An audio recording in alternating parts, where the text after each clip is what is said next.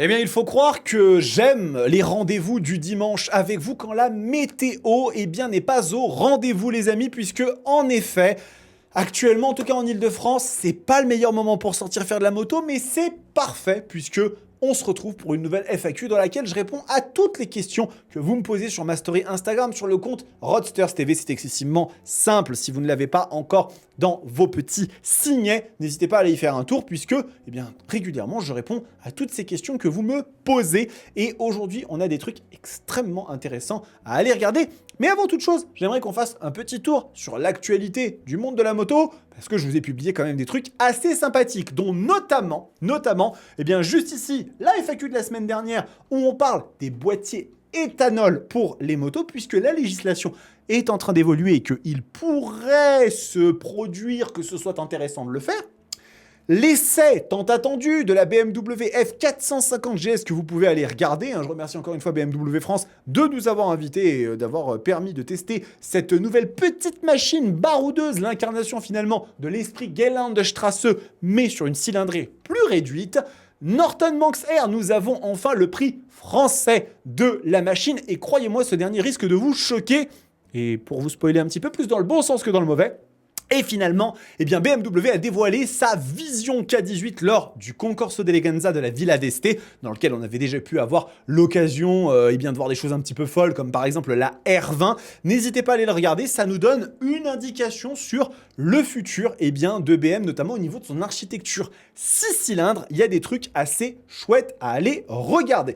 Première question qui n'est pas vraiment une question, mais c'est Monsieur Ducati Monster qui dit « Au top tes vidéos, merci » et vous êtes nombreux à m'envoyer ce genre de petits messages et c'est moi qui vous remercie de tout votre accompagnement, votre soutien au quotidien. Il faut quand même savoir que sur la chaîne, on commence à avoir un certain nombre de contenus, plus de 1000 vidéos publiées depuis avril 2021, tout ceci commence à remonter un petit peu et c'est votre fidélité qui me permet de faire cela, de développer ces vidéos, d'aller avoir des invitations de la part de constructeurs, de marques pour faire des essais. Donc un grand merci à vous. N'hésitez pas à continuer à vous abonner à la chaîne et surtout à en parler autour de vous si vous aimez le contenu que je produis. Le bouche à oreille est définitivement le meilleur soutien que vous puissiez m'apporter. Prochaine question de la part de Stéphane Niki qui nous dit SRK 800 ou 800 NK. Extrêmement intéressant puisque vous n'êtes pas sans le savoir, mais il y a quelques jours de cela, je vous ai proposé l'essai de la SRK 800. Alors en l'occurrence, pas la SRK 800 standard, mais la SRK 800 Dark qui se distingue notamment de la version plus standardisée de la SRK 800 avec le ride-by-wire, quelques équipements supplémentaires, quick shifter up and down. Et ici, Stéphane Niki nous pose la question, comparé à cette moto, la 800 NK Sport, laquelle de ces machines je recommanderais?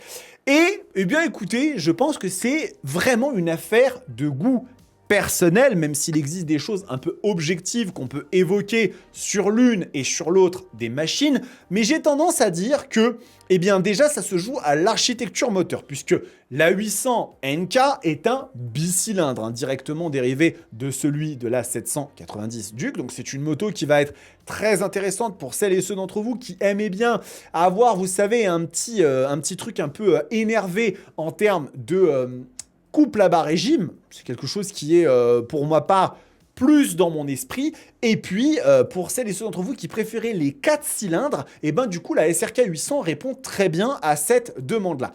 Après, il va y avoir des choses qui vont être différentes sur ces motos en termes de partie cycle, puisque la 800 est un cran au-dessus, quand même, avec ses étriers Brembo M4.32, avec sa fourche amortisseur et réglable Marzocchi, et puis mètre cylindre de chez Brembo, donc on est sur de l'équipement qui est quand même très qualitatif par rapport à une 800 qui est très bien, une 800 NK, mais avec du Gear One et avec des choses qui sont un peu moins énervées à ce niveau-là. Après, quand on va chercher la technologie, ici je vous montre directement la version Advanced avec Traction Control et compagnie. Là, on est quand même dans un autre monde avec la 800 NK puisque vous avez un gigantesque écran de 8 pouces tactile avec Apple CarPlay, avec énormément de choses, du démarrage sans clé, etc. que la SRK 800 ne proposera pas. Donc c'est vraiment, on va dire, une philosophie un peu différente. Je dirais que sur la SRK 800 standard, vous allez avoir un package global en termes de partie cycle châssis qui est très intéressant. La 800 est très bonne là-dessus, la 800 NK, mais avec une techno un peu plus poussée et un freinage un peu moins incisif, une fourche peut-être un peu moins haut de gamme. Ça dépend vraiment de votre positionnement. Moi, personnellement, quand il ne s'agit que de mes goûts à moi, j'aurais plutôt tendance à m'orienter sur une 800 NK chez CF Moto, parce que c'est une moto qui m'avait énormément plu, mais vraiment, les deux sont très, très bonnes. Prochaine question de la part de Gab Gab, qui nous dit, pour la route, tu conseilles 900cc, 100, 130 chevaux, ou 1200cc, 180, 200 chevaux. Et alors, cette question est ultra intéressante, parce qu'en réalité, il n'y a pas de bonne réponse à cette question. Je suis désolé de vous dire ça. Malheureusement, il n'existe absolument aucune façon de répondre simplement à cette question pour une simple et unique raison, c'est que ça dépend totalement de vous, les amis. Pourquoi? Parce que si vous partez sur une machine de 900cc, 1000cc, mais avec, on va dire, une puissance de 120-130 chevaux. Vous en avez déjà parfaitement pour votre argent. Qu'il s'agisse, par exemple, d'une petite Street Fighter V2 ou d'une 790 Duke, qui est encore un peu moins performante, ou d'une 990 Duke, qui va chercher dans cette gamme à peu près de performance, ou que vous vous orientiez sur des machines beaucoup plus puissantes, comme par exemple une Street Fighter V4 ou une Super Duke 1390, qui là on est dans des versions qui sont à 180, 190, 200 chevaux. Tout ça dépend pleinement de la façon comme vous concevez et vous utilisez vos machines. Et quand je dis ça, il y a une raison, c'est que en réalité, dire que des motos de 180, 200 chevaux ne servent à rien sur la route, c'est pas tout à fait vrai. Y a une réalité là-dedans qui est de dire que, effectivement, quand vous êtes à ce niveau de performance, il y a très peu de chances, voire même aucune, que vous puissiez utiliser pleinement la performance de ces motos sans vous retrouver dans des situations passablement compliquées au niveau de la loi. Mais c'est aussi mettre de côté que des motos comme celle-ci, je prends par exemple la 1390 Super Duke, ce sont aussi des machines qui ont des parties cycles complètement folles, souvent de l'électronique plus poussé encore. Un côté, en termes de finition premium, qui est aussi un peu au-dessus et qui joue sur notre ego personnel et la façon comme nous, on perçoit notre machine. Et puis aussi, sur celle-ci, par exemple, une quantité de couple qui fait que, même sans forcément aller chercher le haut des tours minutes et avoir des vitesses qui sont illégales, la simple sensation d'accélération sur des motos comme ça, pour moi, elle justifie déjà l'achat d'une machine pareille. Donc, en réalité, est-ce que vous êtes plutôt team 180 chevaux, team 130 chevaux, team 100 chevaux au final? Ça dépend complètement de votre approche. Est-ce que des motos comme celle-ci suffisent parfaitement pour la route et pour se faire plaisir au quotidien? Mais bien évidemment, bien évidemment. Maintenant, venir dire que ce genre de bécane ne sert à rien parce que c'est beaucoup trop puissant, tu comprends, et ça sert à rien, c'est faux. C'est faux. Parce que la moto, c'est aussi et avant toute chose une affaire de plaisir, de passion et d'utilité. Et il y a un curseur que chaque motard a à l'intérieur de soi-même, dans lequel il va aller chercher un peu à gauche, un peu à droite, un peu au milieu, et où il se positionne par rapport à ça. Jamais vous ne m'entendrez dire qu'un roadster de 200 chevaux est inutile sur la route. Vous m'entendrez dire que exploiter la puissance d'un roadster de 200 chevaux sur la route est impossible à moins d'être sur une autobahn allemande. Mais par contre, ce n'est pas que de la puissance un roadster de 200 chevaux.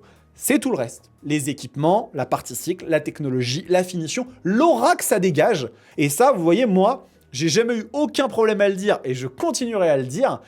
L'une des raisons principales pour lesquelles j'ai possédé une Hayabusa, et j'en ai même possédé 6 en fait, c'est que lorsque j'ouvrais la porte de mon garage et que je voyais l'Hayabusa, je me disais... Bordel, j'ai une Hayabusa. Et ne mettez jamais de côté la puissance de l'ego, la fierté d'avoir une machine qui vous plaît. Et si, pour le coup, avoir une moto qui fait 180 chevaux, c'est un truc qui vraiment vous plaît, voilà, il n'y a pas vraiment de bonne réponse de dire est-ce que oui ou non, c'est 180, 130 chevaux. Ça dépend vraiment de votre usage à vous. Toutes ces machines sont intéressantes sur la route. Ça dépend juste ce que vous en faites. Prochaine question de la part de Clark974 qui nous dit « Quelle moto roadster pour les grands 1m88 Merci. Eh bien écoute, ça tombe très bien Clark, puisque je fais moi-même 1m89, donc je vais pouvoir te répondre de façon assez simple. En réalité, il existe une règle un peu d'or sur les motos que tu peux ou pas prendre en tant que roadster pour un grand gabarit. En règle générale, je vais me permettre de revenir chez Ducati parce qu'on va être au cœur de la discussion. Les motos européennes, et particulièrement chez Ducati, chez KTM et aussi chez Aprilia, vont avoir tendance à bien correspondre à des grands gabarits. Sur les roadsters très puissants, la Super Duke 1390, c'est une machine qui hérite encore un peu de cet héritage super motard et qui du coup va être particulièrement adaptée. Mais une Street Fighter V4, ça marche très bien, une Street Fighter V2 aussi, hein. Là je parle des modèles plus performants, mais Street Fighter V2 ça fonctionne très bien. Et Aprilia Tuono, ça fonctionne. Après, quand vous allez chez BMW, vous avez aussi l'option d'avoir des selles hautes, souvent en option chez le constructeur directement. Vous n'avez pas besoin de vous embêter à aller chez des selliers, à acheter des pièces aftermarket, comme on dit, de constructeurs tiers. Donc, c'est quelque chose qui peut être aussi extrêmement intéressant. Globalement, les constructeurs japonais vont avoir tendance à être plutôt dans la tranche accessible et du coup à avoir des machines pour les grands gabarits qui vont un petit peu serrer les genoux, sur lesquels ça va être un peu moins confortable. Donc si je devais vous donner un conseil, Ducati, Aprilia, KTM, BMW même avec des selles hautes, ça peut tout à fait marcher sans aucun souci. Prochaine question de la part de Reptilkov qui nous dit « Quel serait ton compromis utopique couple-puissance pour ne pas te lasser et conduisible ?» Alors ça c'est super intéressant parce que, vous le savez, peut-être, je ne suis pas particulièrement féru des chevaux. Attention, hein, j'adore avoir des motos qui font 180 ou 200 bourrins, mais ce n'est pas pour ce que les chevaux apportent. Non, en règle générale, moi, je suis plutôt un mec du couple. Et c'est vrai qu'effectivement, j'adore les motos coupleuses. Vous savez mon amour pour des motos comme la ZH2, comme la Yabusa, comme la Super Duke, etc., etc. Et donc, cette question, qui est ma foi extrêmement intéressante, nous amène forcément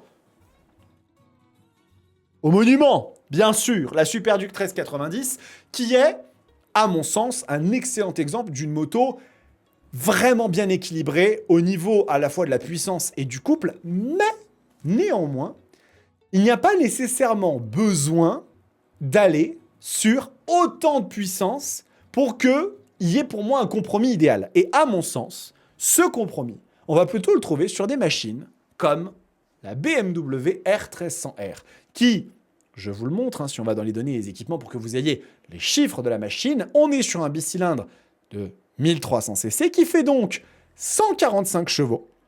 Donc on est sur des valeurs qui sont quand même costauds, hein. On arrive dans du domaine de super roadster, et 149 Nm de couple.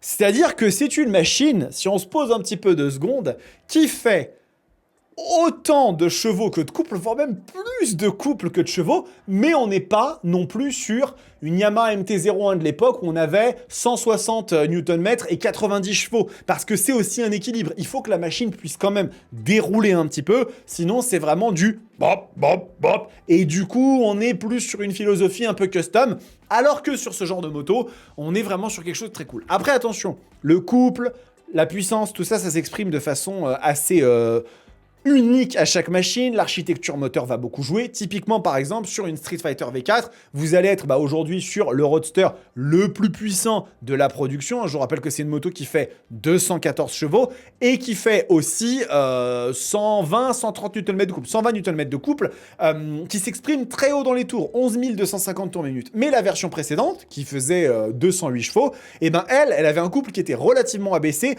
ce qui faisait que la vie de la Street Fighter V4 était quand même assez cool. Tout ça, ça dépend vraiment d'énormément de facteurs. Mais objectivement, quand vous commencez à arriver dans un domaine où vous avez 130 chevaux, 110, 120 Nm de couple, bon, ça commence à être des gros moteurs, et même pour la R1300R qu'on était en train de parler à l'instant, 149 Nm pour 145 chevaux, là je trouve qu'on commence vraiment à arriver dans un compromis qui est ultra intéressant et qui donne des motos qui sont extrêmement dynamiques en termes de l'accélération, mais qui peuvent quand même aller chercher un peu dans les tours et du coup être chouette. Peut-être que j'évoque cette moto pour une raison particulière, je n'en sais rien. Peut-être que c'est bien de s'abonner à la chaîne, peut-être que c'est bien d'activer les notifications, peut-être qu'il y aura des nouvelles dans les prochains jours. Ça, j'en sais rien. On verra.